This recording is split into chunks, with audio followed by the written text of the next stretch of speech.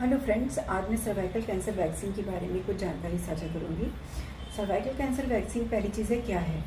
Cervical cancer जो होता है महिलाओं में, जो बच्चेदानी का मुंह होता है नीचे, उसमें होने वाला कैंसर है। हम यदि आंकड़ों की माने तो हमारे इंडिया में इस समय cervical cancer second most leading cause of women cancer and death है। सेकेंडली, यदि हम ग्लोबली देखें, ऑल ओवर वर्ल्ड ऑल्सो, हमारा India around 21% cases of cervical cancer contribute करता है। तो इसी से समझा जा सकता है it is such a huge problem. तो ये वैक्सीन बेसिकली क्या है कि जो वायरस होता है, जो सर्वाइकल कैंसर होता है, ये एक तरह का वायरस के द्वारा होता है। जैसे अपन लोगों ने कोविड टाइम में कोविड वायरस के बारे में सुना, उसी तरह से ये भी एक HPV वायरस होता है जो कैंसर कॉज करता है। अब ये जब सेक्शुअल कॉन्टैक्ट स्टार्ट हो जाता है तो उस समय ये वायरस का जो है कोलोनाइजेशन, इकट्ठा होना स्टार्ट हो जाता है वेजाइना के सर्विक्स में।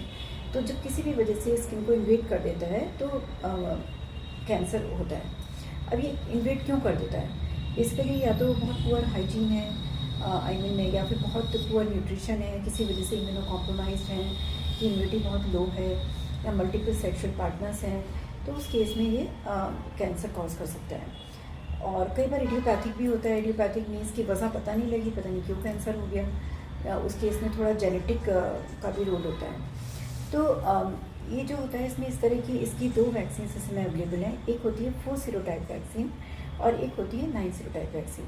4 सीरोटाइप वैक्सीन मतलब क्या होता है कि जो ये वायरस है, वायरस के जो मेन सीरोटाइप्स होते हैं जो ये कैंसर कॉज करते हैं, वो 4 तरह के होते हैं, 9, 11, 16 और 18। तो जो 4 सीरोटाइप वाली वैक्सीन है, इसमें ये चारों सीरोटाइप्स हैं, मतलब जो मेन सीरोटाइप्स हैं वो कैंसर के, तो उसको ये प्रिवेंट करती है।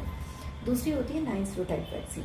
9 सीरोटाइप वैक्सीन उन रेयर सीरोटाइप्स को भी कवर कर रही है जो शायद किसी में कैंसर कॉज कर सकते हैं। तो देखा जाए तो जो पहली टाइप की वैक्सीन है उसकी एफिकेसी, मतलब कैंसर को प्रिवेंट करने की उसकी क्षमता अराउंड 75 to 80% है, तो दूसरे वाले के अराउंड 99% है। तो प्रैक्टिकली वो 100% ही हो गया। तो मार्केट में 2 तरह की वैक्सीन अवेलेबल हैं, और दोनों ही तरह की वैक्सीन सभी प्राइवेट सेक्टर में है, क्योंकि गवर्नमेंट सेक्टर में नहीं अवेलेबल है। लेकिन गवर्नमेंट का हमारी एक बहुत वेलकमिंग इनिशिएटिव है। आने वाले समय में शायद फ्रॉम द नेक्स्ट ईयर कुछ स्टेट्स में, 5 या 6 स्टेट्स में उनका पायलट प्रोजेक्ट है इस वैक्सीन को नेशनल शेड्यूल में लेके आना। लेकिन अभी उत्तराखंड का हमारे उसमें नाम नहीं है। तो अभी आपको यदि वैक्सीन लगवानी है तो प्राइवेट सेक्टर में लगवानी होगी। फिर दूसरा होता है कि ये जो वैक्सीन होती है ये किसको लगवानी चाहिए। तो जो हम लोग कहते हैं 9 से 14 साल की उम्र में ये वैक्सीन लग जानी चाहिए। उसके लिए इसमें 2 डोजेज होती हैं, एक 0 और 6। मतलब यदि आज एक डोज लगवाइए तो सेकेंड डोज 6 महीने में।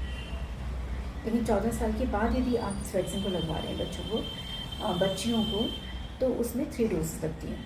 पहली डोज 0, फिर 2 मंथ पर, फिर 6 मंथ पर। उसको 0 to 6 स्केड्यूल बोलते हैं। जहाँ तक बॉयज़ का सवाल है, बॉयज़ में भी आइडियली ये वैक्सीन लगवानी चाहिए। उनमें भी कुछ खास तरह के कैंसर, इसको एनल कैंसर बोलते हैं या लैट्रिन के रास्ते का कैंसर बोलते हैं, उसको ही प्रिवेंट करती है, और कुछ खास तरह के वार्ड्स को प्रिवेंट करती है। सेकेंडली, थोड़ा सा कैंसर के या वायरस के स्प्रेड को रोकती है। यदि हम बॉयज़ को अपनी वैक्सीन लगाएंगे तो गर्ल्स को भी इसका स्प्रेड रुकेगा। ठीक है। अब जहाँ तक साइड इफ़ेक्ट की बात आती है, कोई भी मेडिसिन साइड इफ़ेक्ट से फ्री नहीं है। तो ये भी ऐसा नहीं कि कोई भी साइड इफ़ेक्ट नहीं है, लेकिन हाँ फ्रेंड्स, कोई मेजर साइड इफ़ेक्ट नहीं है। तो बच्चों को तो कितनी वैक्सीन शुरू में लगती हैं, तो उसी तरह से ये भी एक वैक्सीन है। तो आई थिंक इतना सर्वाइकल कैंसर वैक्सीन के बारे में इतना काफ़ी है। और यदि सर्वाइकल कैंसर वैक्सीन या सर्वाइकल कैंसर के बारे में आपकी कोई भी क्वेरी हो तो आप मुझे लिख सकते हैं, मैं उसको रिप्लाई करूँगी। Thank you.